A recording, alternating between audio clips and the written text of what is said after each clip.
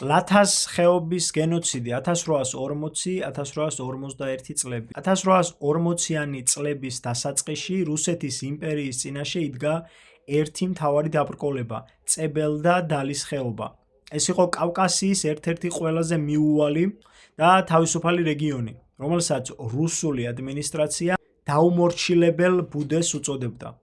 1840 წლის დეკემბერში გენერალ-ლეიტენანტ იოსებ ანრეპის მეთაურობით დაიწყო სადამჟელო ექსპედიცია, რომელიც მიზნად ისახავდა არა მხოლოდ დამორჩილებას, არამედ ხეობის სრულ გაწმენდას. ვინ იყვნენ ხეობის ნამდვილი მკვიდრნი?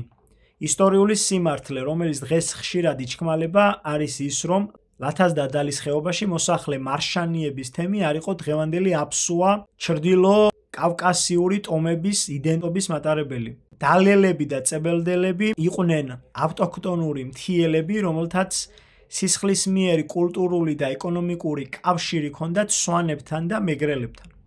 ხეობის გეოგრაფიული მდებარეობა, მდინარე კოდორის ზემო წელი, მას ბუნებრივად აკავშირებდა სვანეთთან.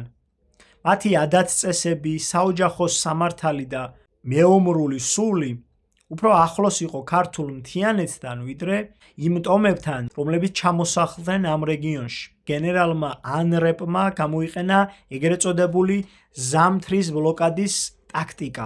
1840 წლის დეკემბერში, როდესაც დიდთოვლობა მთები ჩაკეტა, რუსულმა არმიამ დაახლოებით 3000 ჯარისკაცი და артиლერია ალყაში მოაქცია სოფელი ლათა და მიმდებარე დასახლებები. რუსული საარქივო პატაკები აკაკ ტომი მე-9 ადასტურებენ, რომ ანრეპის ბრძანებით მიწასთან გასწორდა 1000-ზე მეტი საცხოვრებელი სახლი. რუსები წვავდნენ არა მხოლოდ ოჯახებს, არამედ მარცვლეულის საცავებსაც, რაც ზამთრის პირობებში მოსახლეობას სიმშილით სიკვდილისთვის წირავდა.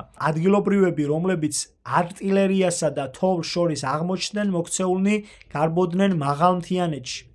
ბავშვები და მოხუცები მასობრივად იღუპებოდნენ ყინვისგან. რუსული წყაროები ცინიკურად აღწერენ ამას როგორც ამბოხებულთა დამორჩილებას. ამ ტრაგედიის დროს დევნილთა ერთადერთი გზა სვანეთისკენ მიდიოდა. არსებობს დოკუმენტები, რომ სვანეთის მთავრები დადეშკელიანები მფარველობდნენ ხეობიდან გამოქცეულ მარშანიებს და მათ თემებს. სწორედ იმიტომ, რომ ეს ხეობა ისტორიულად სვანეთთან და სამურზაყანოსთან იყო გადაჭაჭული, მუჰაჯირობის შემდეგ, როდესაც რუსებმა საბოლოოდ აყარეს აბორიგენი მოსახლეობა, აქ კვლავ სვანები დასახლდნენ.